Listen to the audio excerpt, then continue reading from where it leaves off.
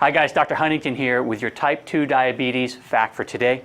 In this video, we're going to talk about whether or not to eat refined grains as it relates to type 2 diabetes.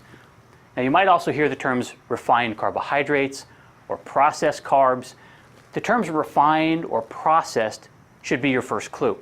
That simply means that something has been done to the food to change it. And in most cases, whatever was done probably didn't move it in the direction of better nutrition.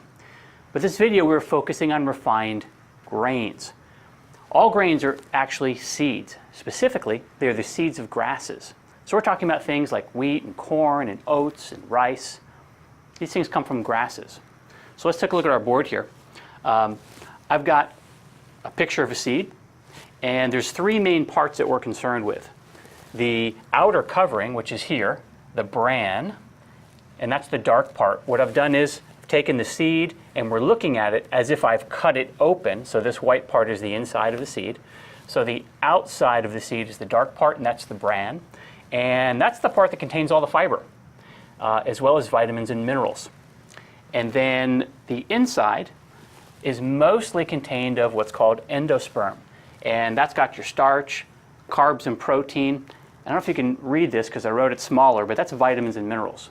So there's less vitamins and minerals in the endosperm than in the bran or the germ. Now the germ is also inside the seed. It's the blue part here. That's the reproductive part of the seed itself. Now the germ is extremely rich in protein, fat, vitamins, and minerals. Now refined carbs have the bran and the germ extracted during processing. So this process not only removes the fiber, but it also removes much of the vitamins and minerals and fats and protein. So of course, that's not a good thing. Now examples of refined carbs would be like most of the breads on your grocery store shelves. You know, those would include like all the white breads, sourdough, plain wheat breads.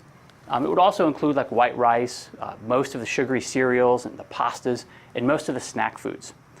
Now when you look at the ingredients, some of the clues that you're looking at a refined carb, you'll see things like bleach flours or enriched flour.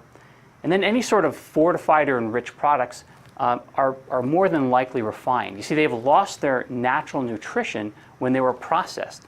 So these foods are enriched or fortified in an attempt to get some of the nutrition back into the product. So refined grains have undergone a process which strips them of their nutritional value. So whether you are diabetic or not, you should avoid refined grains altogether. Now in contrast to refined grain would be a whole grain. Now a whole grain product includes the bran and the germ. Now because of this, whole grain food has much more nutrition than a refined grain.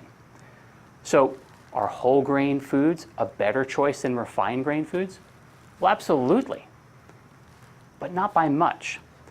You see, as a diabetic or a pre-diabetic, or someone interested in maintaining good health, your best bet is to minimize your consumption of all types of grains. Why? Because grains contain either gluten or other proteins that many people are sensitive to. And I'm not just talking about celiac patients, I'm talking about just the general population. The other problem is sugar. Most grains are very high on the glycemic index, which means when you eat them, they're going to convert easily and quickly into sugar. And of course, if you're diabetic, that's not something that you want to have happen. So in the next video, I'm going to go into more detail on why these factors make most grains problematic.